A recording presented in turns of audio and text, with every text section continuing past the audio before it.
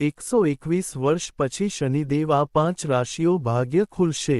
121 વર્ષ પછીનો દૈવિક સંયોગ શનિદેવનું અદ્ભુત પ્રવેશ। શનિદેવ ગ્રહોમાં સર્વાધિક ન્યાયપ્રિય અને ધીરજવંત ગ્રહ તરીકે ઓળખાય છે।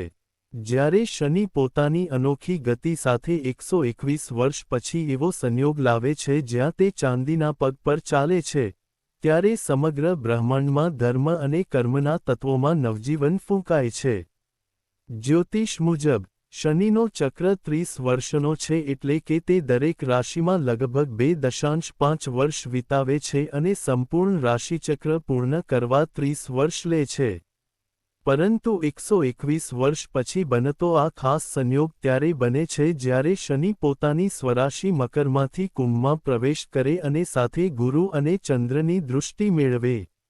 આ સંયોગ દરમિયાન બનતો છે એક અત્યંત શક્તિશાળી યોગ, શનિ ગુરુ ચંદ્ર સમાગમ યોગ, જેનો ઉલ્લેખ બૃહદ પરાશર હોળ શાસ્ત્રમાં દૈવિક રાજયોગ તરીકે થયો છે।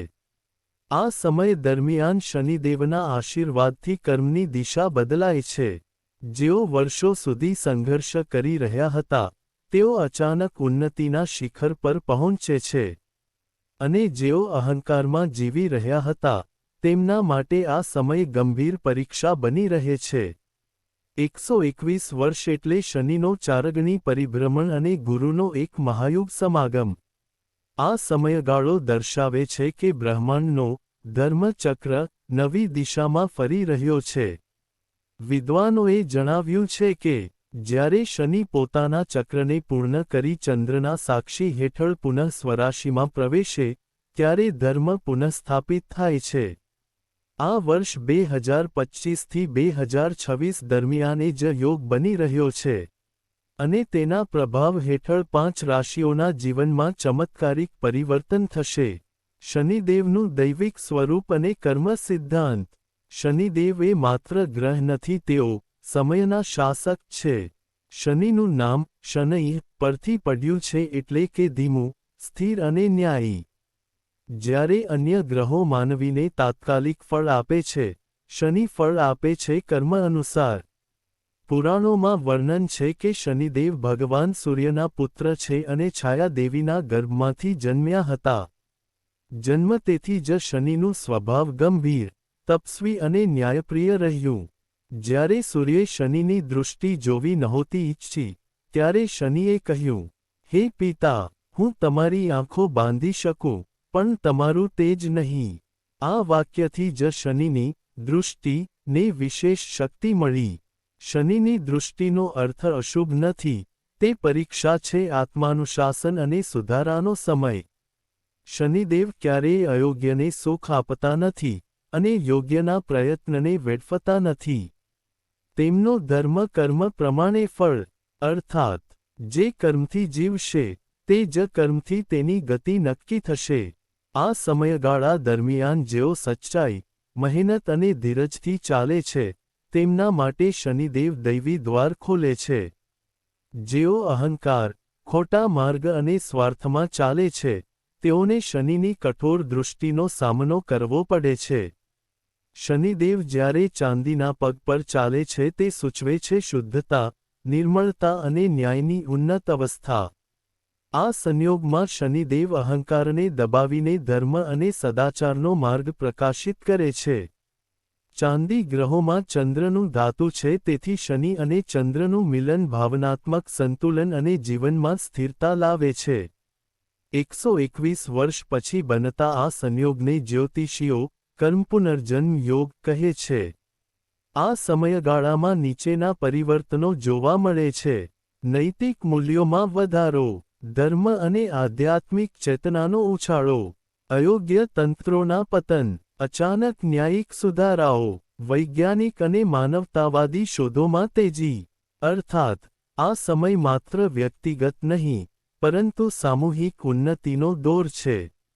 121 વર્ષ પછી શનિદેવનો દૈવિક સંયોગ આ 5 રાશિઓ માટે જીવનમાં ભવ્ય પરિવર્તન લઈને આવશે। આ 5 રાશિઓ છે: વૃષભ, સિંહ, ધનુ, મકર અને મીન। ચાલો દરેક માટે વિગતવાર જ્યોતિષીય વિશ્લેષણ કરીએ।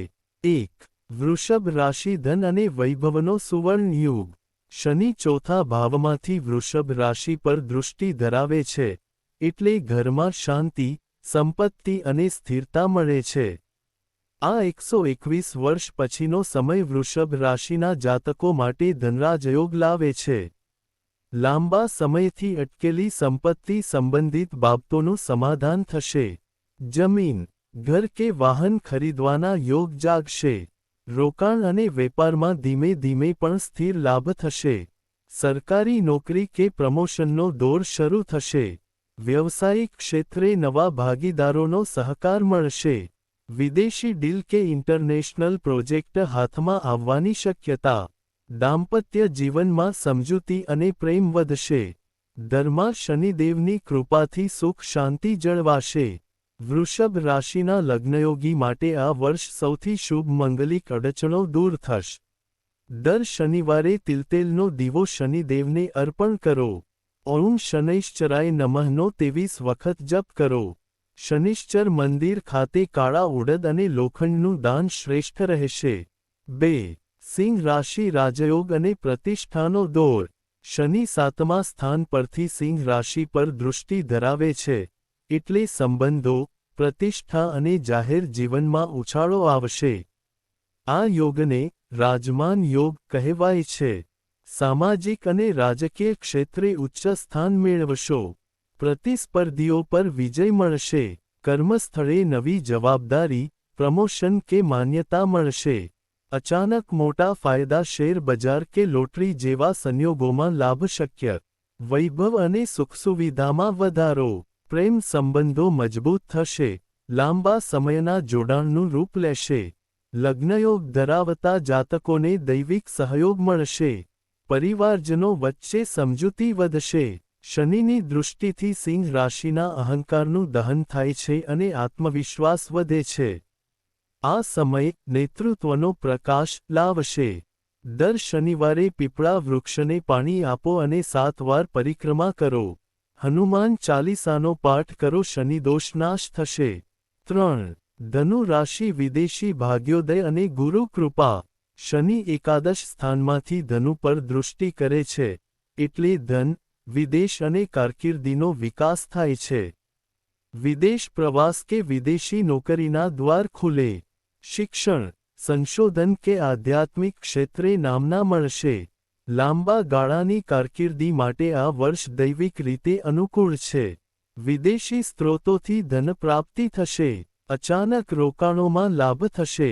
ગુરુની દૃષ્ટિથી ઘર અને સંપત્તિ વધશે. ધનુ રાશિના જાતકો માટે ગુરુ શનિનો સમાગમ એક દૈવી પરિવર્તન છે. આ સમય આત્મજાગૃતિ, ધ્યાન અને આધ્યાત્મિક યાત્રા માટે ઉત્તમ. લાંબા સમયથી અટકેલો લગ્નયોગ પૂર્ણ થઈ શકે. પરિવાર સાથે વિદેશ યાત્રા શક્ય. પીળા ચણાનો દાન કરો. દર ગુરુવારે બેસન લાડુનો નૈવેદ્ય અર્પણ કરો. શનિદેવને તિલતેલથી અભિષેક કરવો શુભ. 4. મકર રાશિ શનિદેવની પોતાની રાશિમાં પરમ કૃપા. શનિદેવ પોતે મકર રાશિના સ્વામી છે. આ સંયોગમાં શનિ સ્વગૃહ સ્થિત રહે છે, એટલે તેના આશીર્વાદ અનંત છે. લાંબા સમયથી ચાલતી સાડેસાતી સમાપ્ત રાહત અને ઉન્નતિ બંને આવશે. પ્રમોશન, સત્તા અને પ્રતિષ્ઠા મળશે. નવો વ્યવસાય શરૂ કરવા માટે શુભ સમય. સંપત્તિમાં વધારો. પૂર્વજોના ધનનો લાભ કે વારસામાં સંપત્તિ પ્રાપ્ત થવાની શક્યતા. રોકાણો ફળ આપશે. દીર્ઘકાલીન લાભ થશે. પરિવારજનો વચ્ચે સમજૂતા અને પ્રેમ વધશે. આરોગ્યમાં સુધારો. માનસિક શાંતિ અને આત્મવિશ્વાસનો વિકાસ. શનિ સ્વસ્થાનમાં હોવાથી મકર રાશિના લોકો માટે કર્મ અને ધર્મનો સંતુલન બને છે. આ સમય તેમની જીવનયાત્રાને સ્થિર બનાવશે. દર શનિવારે શનિદેવના મંદિરમાં કાળા તિલનો દીવો પ્રગટાવો. લોખંડની વસ્તુ દાન કરો. નીલમની ધારી રાખવી શુભ માનવામાં આવે છે. 5. મીન રાશિ આત્મિક ઉન્નતિ અને દૈવિક પ્રકાશ. શનિ 12મા ભાવમાંથી મીન રાશિ પર દૃષ્ટિ ધરાવે છે, જે મોક્ષસ્થાન ગણાય છે. આથી મીન રાશિના જાતકો માટે આ સમય આત્મિક ઉન્નતિ અને પરમ શાંતિનો છે. ગુરુ અને શનિનો સંયોગ તમને દૈવી જ્ઞાન અને ધ્યાનની શક્તિ આપશે. અધ્યાત્મ, યોગ અને ધ્યાન ક્ષેત્રે નવી ઊંચાઈ પ્રાપ્ત થશે. વિદેશી સંપર્કોથી ધન પ્રાપ્તિ. ગુપ્ત રોકાણોમાં અચાનક ફાયદો. જીવનમાં નવી દિશા કારકિર્દી બદલવાની તક મળશે. જૂના સંબંધોમાં માફી અને શાંતિ. જીવનસાથીની સાથે આધ્યાત્મિક જોડાણ વધશે. દર ગુરુવારે પીળી વસ્તુઓનું દાન કરો. શનિદેવને તિલતેલનો અભિષેક કરો. શ્રી સુક્તમ અને વિષ્ણુ સહસ્રનામનો પાઠ કરો. આ 5 રાશિઓ માટે 121 વર્ષ પછીનો આ શનિ સંયોગ એક જીવન પરિવર્તક યુગ સાબિત થશે. જેઓ મહેનત, ધર્મ અને ધીરજનો માર્ગ અપનાવે છે, તેમના માટે શનિદેવ સ્વયં દ્વાર ખોલશે. ધન, માન, સુખ અને આત્મશાંતિના. શનિદેવનો સ્વભાવ ધીમો છે, પરંતુ તેની દૃષ્ટિ અદ્ભુત શક્તિશાળી છે. 2025ના અંતિમ મહિને શનિદેવ કુંભ રાશિના ઉત્તરાભાદ્રપદ નક્ષત્રમાં રહેશે, જે બ્રહ્માંડના ધર્મસ્થાન તરીકે ઓળખાય છે. આ સમય દરમિયાન શનિદેવની દૃષ્ટિ નીચેની દિશાઓમાં પડશે. ચોથા સ્થાન પર વૃષભ રાશિ, 7મા સ્થાન પર સિંહ રાશિ, 10મા સ્થાન પર વૃશ્ચિક રાશિ અને સ્વસ્થાન પર પોતાનો જ પ્રભાવ. આ ત્રિદૃષ્ટિ નિયમ અનુસાર જ્યોતિષ કહે છે કે શનિ જ્યાં જોવે છે ત્યાં જીવનનો આધાર પરિવર્તિત થાય છે. અર્થાત વૃષભ, સિંહ, ધનુ, મકર અને મીન રાશિ પર તેની વિશેષ કૃપા દૃષ્ટિ પડશે. આ વખતે ગુરુ અને શનિ વચ્ચેનું અંતર માત્ર 8 અંશ રહેશે, જે 121 વર્ષમાં એક જ વાર બને છે. આને દૈવિક સમાગમ યોગ કહે છે. બૃહસ્પતિ ગુર ધર્મ અને જ્ઞાનનો ગ્રહ છે, જ્યારે શનિ કર્મ અને ન્યાયનો છે. જ્યારે બંને સાથે સંકલન કરે છે, ત્યારે ધર્મ અને કર્મનું સંમિશ્રણ સર્જાય છે. અને આ સંયોગ માનવીના જીવનમાં પાપથી પ્રેરિત કર્મોને ધર્મ તરફ વાળે છે. આ દરમિયાન ધનુ, મકર અને મીન રાશિના જાતકોને ગુરુની દૃષ્ટિ સાથે શનિની કૃપા મળશે, જે દિવ્ય પ્રકાશ યોગ ગણાય છે. આ ખગોળીય સમીકરણમાં અન્ય ગ્રહો પણ મહત્વ ધરાવે છે. શુક્ર ત્રિકોણસ્થાનમાં રહેશે, જે ભૌતિક સુખ, વૈભવ અને લગ્નયોગને પ્રોત્સાહન આપે છે. બુધ ધન અને સંવાદનું પ્રતિનિધિત્વ કરે છે, તેથી કારકિર્દી અને વેપાર ક્ષેત્રે અદ્ભુત ઉન્નતિ થવાની સંભાવના રહેશે. ચંદ્ર શનિ સાથે દૃષ્ટિ સંપર્કમાં હોવાથી ભાવનાત્મક સંતુલન વધશે, મનની શાંતિ અને ઘનશ્યાશક્તિ મજબૂત બનશે. આ 3 ગ્રહોનું સમન્વય શ્રેયયોગ કહેવાય છે, જે જીવનમાં દૈવિક આશીર્વાદ આપે છે. 121 વર્ષ પછી આ વખતે નીચેના 3 શક્તિશાળી યોગો રચાઈ રહ્યા છે. શનિ ધનસ્થાન પર દૃષ્ટિ ધરાવે છે અને બુધ સાથેનું સંકલન થવાથી અચાનક ધન પ્રાપ્તિ થાય છે. આ યોગ ખાસ કરીને વૃષભ અને મકર રાશિના જાતકો માટે સુવર્ણ સમય સાબિત થશે. જ્યારે શનિ દશમસ્થાન કાર્યસ્થાન પરથી સૂર્યની દૃષ્ટિ મેળવે છે, ત્યારે વ્યક્તિને સામાજિક માન સન્માન, પ્રતિષ્ઠા અને ઉન્નતિ મળે છે. સિંહ રાશિના જાતકો માટે આ રાજયોગ બની રહ્યો છે. ગુરુ અને શનિનો સંયોગ મીન રાશિમાં વિદ્યા લક્ષ્મી યોગ બનાવે છે. આ યોગથી ધનુ અને મીન રાશિના જાતકોને વિદ્યા, આધ્યાત્મિક જ્ઞાન અને પરમ લક્ષ્મી પ્રાપ્તિના સંકેત મળે છે. શનિદેવના ગોચરથી માનવીના 4 મુખ્ય ક્ષેત્રો બદલાય છે: ધન, ધર્મ, કર્મ અને આરોગ્ય. ક્ષેત્ર શનિની અસર દૈવિક પરિણામ. ધન આર્થિક સ્થિતિ શનિ બુધ સાથે હોવાથી ધીમે ધીમે સંપત્તિ વધે, સ્થાયી ધન અને રોકાણ ફળદાયી થાય. ધર્મ આત્મિક માર્ગ ગુરુની દૃષ્ટિથી મનમાં શાંતિ, ભક્તિ અને ધર્મ પ્રેરણા વધે. કર્મ કારકિર્દી શનિ દશમભાવમાં હોય તો ઉન્નતિ, નવી જવાબદારીઓ અને પ્રમોશન. આરોગ્ય ચંદ્રની દૃષ્ટિથી મનોબળ વધે, માનસિક તાણ દૂર થાય.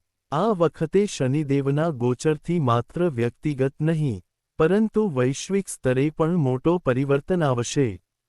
નવી ટેકનોલોજી અને કૃત્રિમ બુદ્ધિ ક્ષેત્રમાં અદ્ભુત શોધ. ધર્મ અને આધ્યાત્મિક ચળવળોમાં વૃદ્ધિ. પ્રકૃતિમાં સમતોલન, વરસાદ અને પાક ઉત્પાદન સુધરશે. રાજકીય ક્ષેત્રે ન્યાયની દિશામાં પરિવર્તન. આ બધી જ ઘટનાઓ શનિદેવની તારક ચિહ્ન, દૈવિક દૃષ્ટિ, તારક ચિહ્નના સંકેત છે, જે ધર્મસ્થાપન અને સદાચારનો માર્ગ બતાવે છે. શનિદેવ આપણને શીખવે છે કે સમય એ સર્વોચ્ચ ગુરુ છે. શનિની ધીમે ચાલતી ગતિ એ સંદેશ આપે છે કે ધીરજથી ચાલનારને જ ફળ મળે છે.